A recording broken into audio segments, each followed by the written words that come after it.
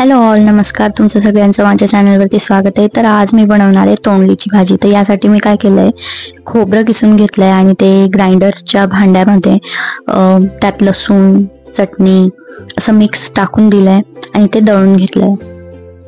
अशा पद्धतीने दळून घेतलं आहे. ते थोडंसं ओलसर, जास्त अगदी बारीक नाही दळायचं आहे.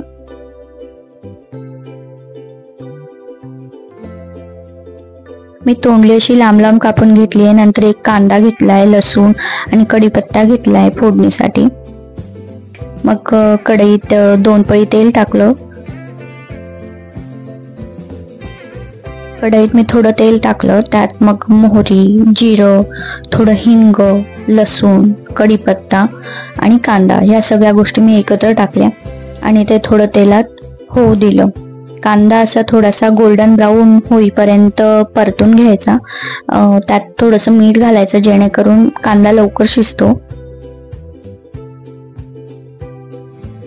कांदा परतून झाल्यानंतर त्यात थोडी हळद आणि धणे पावडर मी टाकली, कारण याच्याने खूप छान चव येते. आणि त्यानंतर यात मी तोंडली पण टाकली आणि तोंडली ह्या तेलातच परतून घ्यायची आहे आणि ती छान शिजेपर्यंत परतू द्यायची. म्हणजे पाणी वगैरे टाकायची जास्त गरज नाही पडत.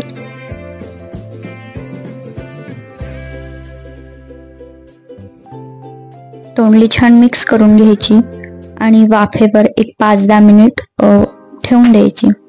त्यातच मी मीठ टाकून दिलंय, म्हणजेच त्या मिठाला पाणी सुटून छान तोंडली त्यात शिजून जाते.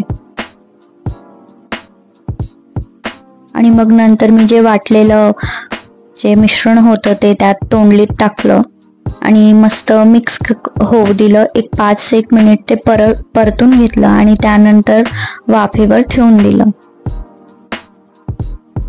आणि ते छान असं मिक्स झाल्यानंतर थोडंसं त्यात पाणी मी घातलंय, अगदी थोडंसं, कारण की ऑलरेडी ते तोंडली शिजलेलीच आहे.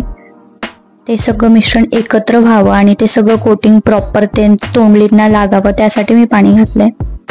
आणि छान असं तेल सुटेपर्यंत झाकण ठेवून हे शिजू द्यायचं.